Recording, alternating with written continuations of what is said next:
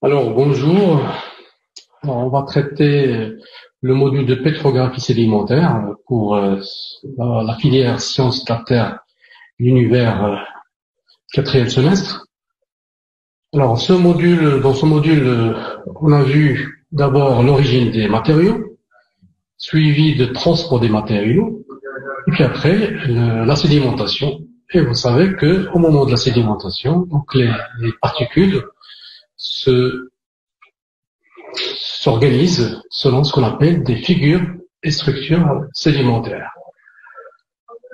Alors, comme introduction, les particules sédimentaires s'organisent au moment du dépôt selon ce qu'on appelle figures et structures sédimentaires. Cette organisation se fait sous l'influence de forces hydrodynamiques, ça veut dire l'eau, ou responsables de leur transport jusqu'au moment et lieu de la sédimentation. Alors, on va commencer par les figures sédimentaires. Ce sont des figures qui se forment au sommet de banc et en bas de banc, à la base du banc. Les structures sédimentaires sont des structures internes. On va commencer tout d'abord par les figures de base de banc, ce qu'on appelle les soil casts. Alors, les figures de base de banc, on va commencer tout d'abord par les figures, ce qu'on appelle des figures de déformation. Il y a des déformations, mais attention, ce ne sont pas des figures de déformation tectonique, mais c'est sédimentaire. Les premières qu'on va traiter, c'est les load casts, les figures de charge. Ces figures se forment par l'enfoncement de sédiments incompressibles, par exemple le sable, sur un sédiment qui est compressible, les argiles. Vous avez une couche argileuse sur laquelle se dépose une couche sableuse. Alors, la couche sableuse, en certains points, donc, il y aura formation de protubérances. C'est ça ce qu'on appelle les figures de charge. Voilà, voici le modèle expérimental. Vous avez du sable sur de la boue, et vous voyez que les sables s'enfoncent sur de la boue. Sur les figures ou bien les roches anciennes, voilà ce que ça donne.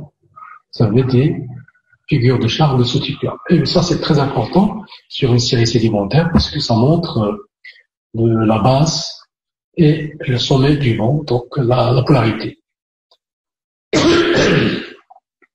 Ces figures se produisent par enfoncement sous l'effet du poids du sédiment incompressible en certains points dans la couche inférieure où le matériel est encore mou.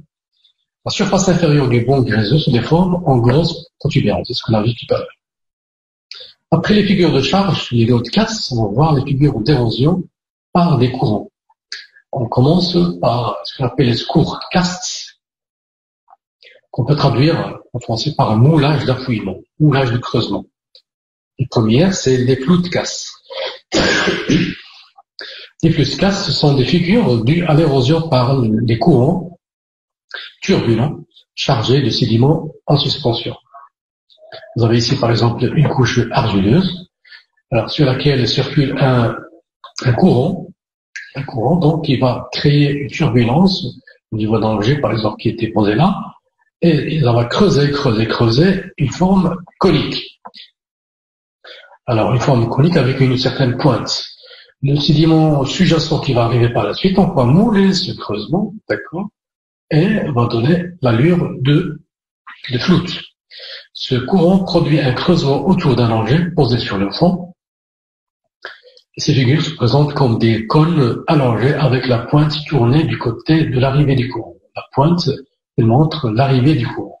Voici une figure qui montre ceci. Voici ici des flottes, plusieurs flottes. Vous voyez que la pointe de la flotte montre le côté de l'arrivée du courant. Le courant, il vient ici de droite à gauche. Après ça, on va voir des figures d'érosion liées à des objets. Alors, ce qu'on appelle des tool marks ou bien tool casts, je vais expliquer tout à l'heure ce que c'est que marque et cast. Tool, en anglais, ça veut dire objet en français. Elles sont le produit de l'érosion produite par un objet en mouvement. On va distinguer tout d'abord les groove casts. Alors, les groove casts, on peut traduire, c'est un mot en anglais qu'on peut traduire par moulage de cannelure, moulage de canne.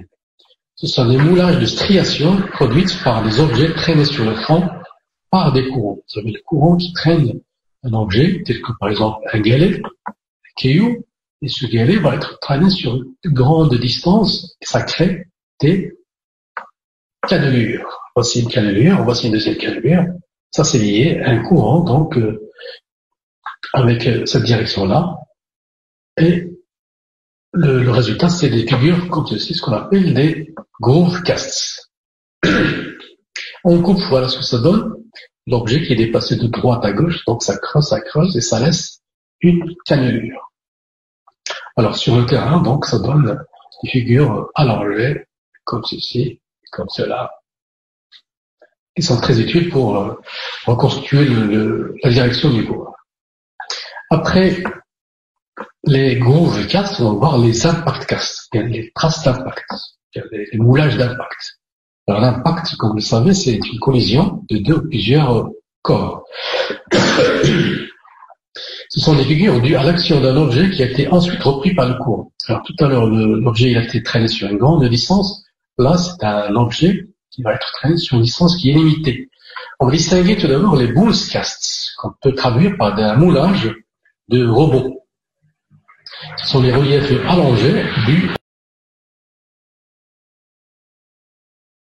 Donc le galet, par exemple, l'obstacle, ou bien le caillou, donc il va être traîné sur une distance limitée.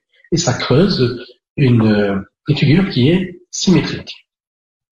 Si on coupe en relief, ça donne des reliefs symétriques allongés et qui montrent la direction du courant. C'est très utile pour la constitution de la direction du courant. Après, on va voir les prodcasts, qu'on appelle les prodcasts, qu'on peut traduire par des moulages de choc.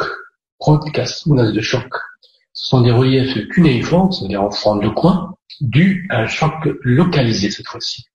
Vous avez un caillou, par exemple, qui est anguleux, qui va percuter la surface et qui va repartir par la suite. Il laisse une forme, si on coupe, une forme asymétrique. Ben voilà, la forme qui est asymétrique, il arrive par ici et il montre, ou bien il forme une figure asymétrique qui nous montre le sens du courant cette fois-ci. Ça, c'est très important. Voilà, donc l'objet, il arrive, il percute le fond et il repart par la suite, il laisse une trace d'outils, donc de tool marks. Ces structures, bien entendu, donc, ils me montrent le sens du courant. Je parle des podcasts.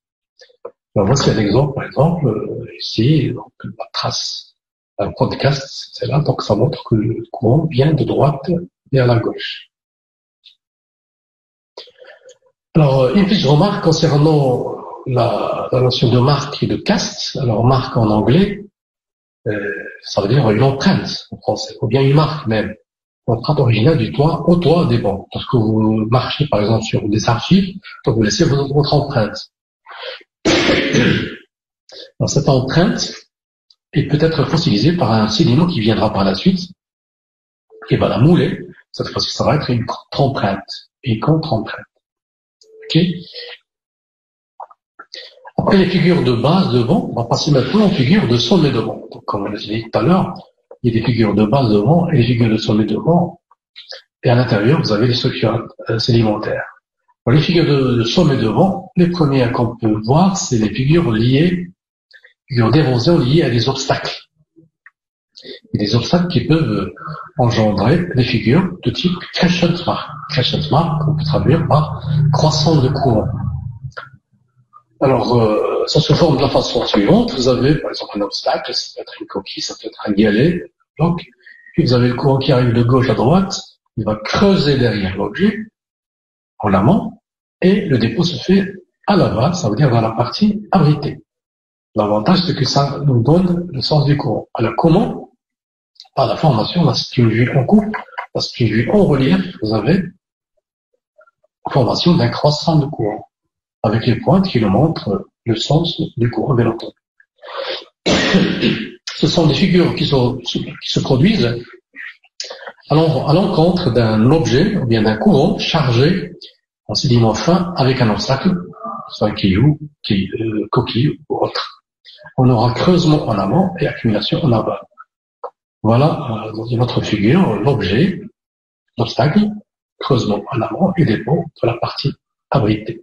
Alors, sur le terrain, dans les plages actuelles, par exemple, on peut observer ces croissants de courant qui se forment derrière l'objet. Vous avez l'objet, l'obstacle, vous avez le creusement à ce niveau-là, ça donne un croissant, et le dépôt se fait dans la zone qui est calme, qui est abritée. C'est normal. Donc on a le sens du courant. Alors ces figures de crescent spark se forment, ils sont fréquents dans les courants marins profonds, tels que les courants de turbidité, qui déposent des fiches, ou bien à la base des dépôts turbidiques, qui sont également des fiches. Ça se dépose également, ça se forme également au niveau des vagues de tempête.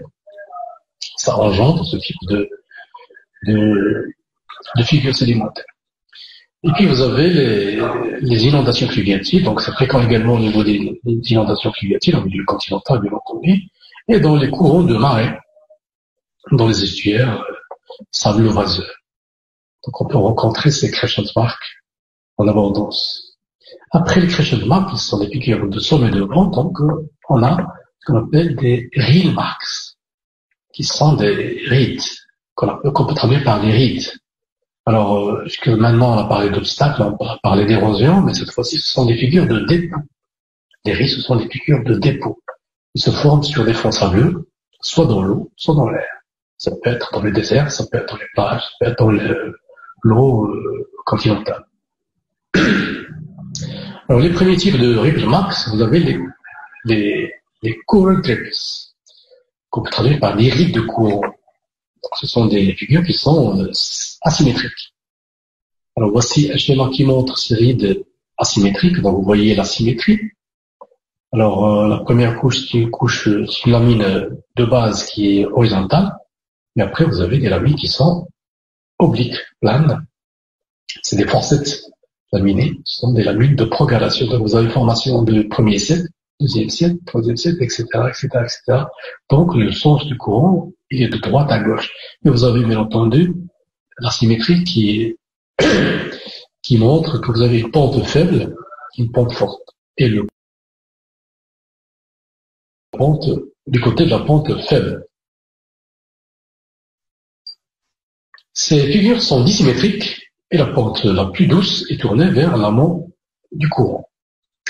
Les rides du courant caractérisent des sédiments silteux et sableux de taille inférieure à 0,6 mm, taille fine.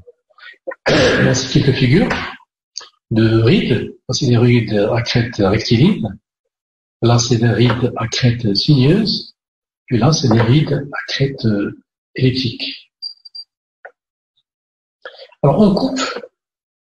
On peut observer cette asymétrie de ces rides. Regardez, vous avez la pente faible, la pente forte, pente faible, pente forte. D'accord? Donc, ça montre que le courant vient de gauche à droite. Ça, c'est une succession de rides qui se forme pendant la phase de vives eaux, donc dans un milieu littoral. D'accord? Et pendant la phase des basses eaux, donc vous avez cela. Ça se répète. Et ce sont des rides asymétriques qui montrent le sens du courant. Alors, parmi ces rides asymétriques, elles sont subdivisées d'abord en rides, ce qu'on appelle des rides sinueuses, qui ont des crêtes sinueuses, tout simplement, qui peuvent être en phase, parallèle, rigoureusement parallèle, soit en différence de phase. Ça s'appelle des rides sinueuses. On distingue également les rides lingoïdes. Alors, les rides lingoïdes sont sous forme de langue, et bien entendu, vous avez une pente faible et une pente forte. Le courant arrive du côté de la pente faible. Voilà. Donc, ils sont très utiles pour reconstituer le sens du courant. Après les rides lingoïdes, vous avez les rides en croissant. Ils ont la forme de croissant. Et pareil, donc ils ont une pente faible et une pente forte. Et le courant arrive du côté de la pente faible. Donc, ils sont très utiles pour reconstituer le sens du courant. Après les rides de courant, les current ripples, vous savez, les wave ripples, qu'on peut traduire par les rides de vagues. Alors, à l'opposé des rides de vagues, les rides de courant, donc les rides de vagues sont des rides symétriques. Donc, vous avez ici les crêtes qui sont aiguës, vous avez les fausses, et le courant, bien entendu, est perpendiculaire, mais on a uniquement, on peut déduire uniquement la direction du courant. Parce qu'il y a un va-et-vient.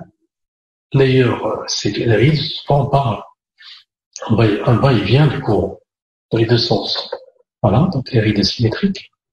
vous avez un va-et-vient du courant, que ce soit aquatique ou éolien, qui engendre ce type de rides. Les rides de courant, donc, ils sont liés à un courant dans un seul sens.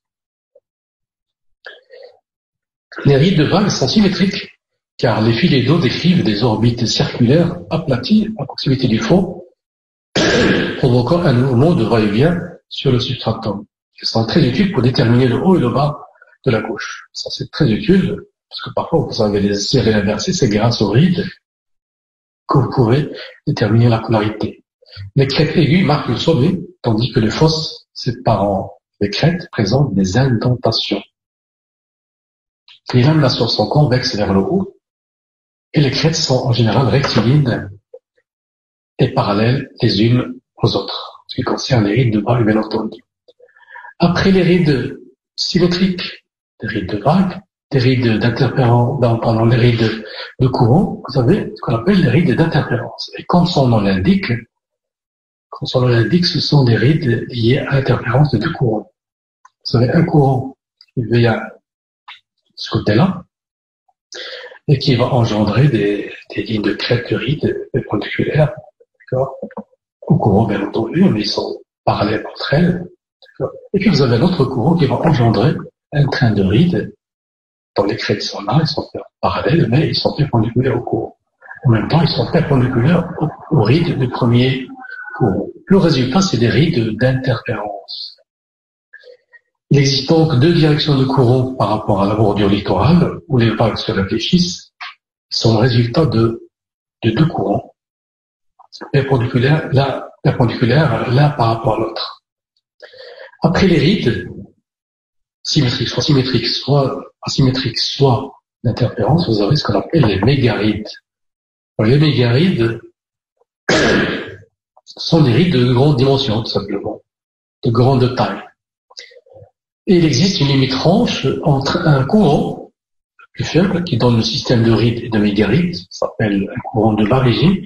Le bas régime engendre des rides et des mégarides. Et vous avez un autre régime, qu'on appelle le haut régime, qui engendre la formation d'antidunes et d'héritage blanc. Bien entendu, lorsque la force d'entraînement augmente. Alors voici une figure qui montre des mégarides, bien dunes, d'accord. Vous voyez la pente forte de la dune, la pente faible, d'accord, pente forte, pente faible. Et bien entendu, le courant arrive du côté de la pente faible jusqu'à la pente du fond. C'est logique parce que vous avez la mer ici, donc le courant arrive de là.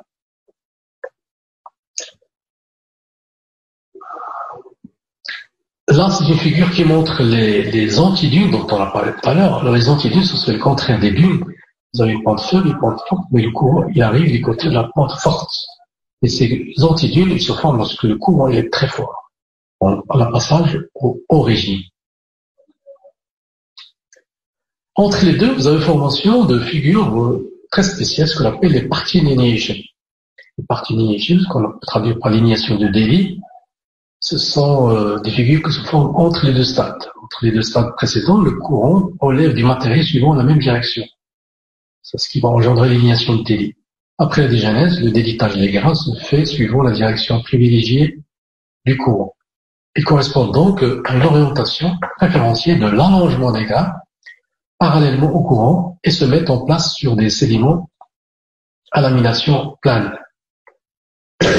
Voici ce que c'est que des partitionnations.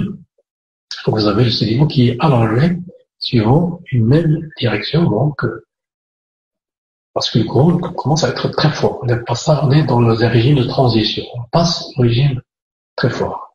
Lignation de Davy ou bien partitionation. Alors, ce diagramme montre ces différentes figures en fonction du régime. Donc, bien entendu, l'apparition des lignations de Davy marque le passage au régime de transition. Alors, dans ce diagramme, vous avez, en abscisse, vous avez le diamètre des grains, et en ordonnée, vous avez stéréoporel, ça veut dire la force d'entraînement. Pour une force faible, il n'y a pas de mouvement du sédiment, de particules. Pour une force qui est assez importante, donc vous avez formation des rides et des litages blancs. Alors, les rides, avec, successivement, des rides à crête rectiligne, suivi de rides à crête sinueuse, puis de rides linguides. Lorsque le courant donc, est plus fort, un peu plus fort, vous avez formation de mégarides. Et en même temps, vous avez formation de rides. Commençons par les rides à crête rectiligne, suivi de rides à crête sinueuse, et puis des rides en croissant. Et tout cela se fond dans un bas régime. Le régime, il est encore bas. Lorsque la force d'entraînement augmente, vous avez un passage à ce qu'on appelle le régime de transition. Il est marqué par l'apparition des parties d'inhibition dont on a parlé tout à l'heure. C'est l'arrachement des sédiments suivant une même direction. Et puis après, vous passez au régime. Après le régime de transition, vous avez le régime qui est marqué par l'apparition du tache blanc, mais il est différent du premier, parce que cette fois-ci, le tache blanc, il est accompagné de parties d'inhibition. Et puis, surtout, des antidunes. Les antidunes se forment lorsque vous avez le courant qui est très très fort. Donc, c'est le contraire des mégarides. Vous avez une pente forte, la pente faible, qu'on arrive du côté de la pente forte. Après les rides, les carides et les parties ligneuses, on va voir des figures qu'on appelle les mudcracks. Ces mudcracks, qu'on peut traduire par des fentes de dessiccation en français. Alors, ce sont des figures qui se forment dans des dépôts argileux lorsqu'il y a assèchement. Lorsque l'eau part, donc vous avez formation de polygones et de fentes. Vous observez sûrement ça au niveau des lacs, bordure des lacs, ou bien dans des flaques après la chute de pluie. Et puis vous avez donc formation de ces polygones et ces fentes. Ça, c'est la sédimentation actuelle. Bien entendu, dans les sédiments anciens, donc, ces fentes vont être remplies par un sédiment postérieur et vont être fossilisées de manière très marquée. Ce sont donc des fissures qui s'ouvrent dans des pellicules argileuses qui se dessèchent à l'air libre. Ces fentes dessinent souvent un réseau polygonal qui peut être moulé et fossilisé par le dépôt d'un autre sédiment. Voilà, donc, dans les sédiments anciens, ce que ça donne, vous avez les polygones, vous avez les fentes qui sont remplies par un sédiment postérieur. Et bien entendu, lorsque vous retrouvez des fonds de dessiccation de ce type-là, ça montre que le milieu était continental à ce moment-là. Mudcracks. Après les mudcracks, on va voir des figures d'origine organique, donc c'est les organismes. Alors les premières qu'on peut voir, c'est les biturbations, les subdivisions de type, les pistes et les terriers. Alors c'est quoi les pistes? Les pistes, en fait, c'est les traces de déplacement d'organismes sur la surface des sédiments. Quand vous avez des serpents qui se déplacent, on laisse les pistes, n'importe quel animal. Puis vous avez les terriers. Les terriers, ce sont des creusements, donc l'animal il creuse des tubes en U, d'accord? En fait, c'est des loges dans lesquelles il vit, l'animal vit. Ça peut être utilisé facilement dans les sédiments anciens. Voilà, donc différents types de terriers. Voilà, l'utilité de ces terriers, c'est qu'on peut savoir à quel organisme ils sont attribués. Et puis ça marque qu'il y a des organismes qui vivent en fonction de la profondeur de l'eau. Là, c'est en fonction de la profondeur, vous avez formation de type de terrier spécifique. Là, c'est des facies scolitos au niveau du littoral. Là, c'est des facies cruziana, facies zoophycos, et facies agriquites. De plus en plus, la profondeur augmente, plus vous avez des figures de ce type-là. Là, c'est des figures ou bien des organismes qui sont lignivores, qui sont riches des sédiments, et là, c'est des éléments qui sont suspensivores, donc ils utilisent le sédiment en suspension. Voilà un exemple de creusement de terrier actuel. L'animal creuse ici et il est en train de ressortir par l'autre côté. Voilà notre exemple de terrier. Alors, après les bioturbations, vous avez les traces d'origine organique qui sont les traces de racines. Alors, les traces de racines sont souvent associées à la pédogénèse, dont elle est l'un des critères d'identification. Lorsque vous retrouvez des racines, vous êtes sûr que vous avez une pédogénèse. Et lorsque vous avez des racines, vous êtes sûr que vous êtes dans un milieu continental. Voici une figure qui montre ces racines dans un sédiment. Vous voyez donc ça progresse au niveau de la roche. On peut trouver également des traces de reptiles, de dinosaures par exemple, sur la surface de Tal. carbonaté. Enfin, dans carbonaté, c'est graisseuse, ça dépend. Ici, par exemple, c'est un grès, triasique sur lequel on trouvait des traces de reptiles. Et pourquoi pas des traces de dinosaures. On a pu trouver des traces de dinosaures également. Ça montre que le milieu il est continental, voire en bordure de la mer. Et puis on arrive aux figures de l'impression diverse telles que les pseudomorphoses de sel. En fait, vous avez une cristallisation de sel, des cubes de sel qui vont tomber, et lorsque ces cristaux tombent, donc ils vont être dissous, et heureusement que le sédiment arrive par la suite et il va fossiliser ces cubes de sel. Et l'importance de ces cubes de sel, c'est que ça montre que le milieu était confiné à un certain moment. Voilà donc en ce qui concerne les figures sédimentaires. Alors la prochaine séance sera consacrée à l'étude des structures sédimentaires. Voilà.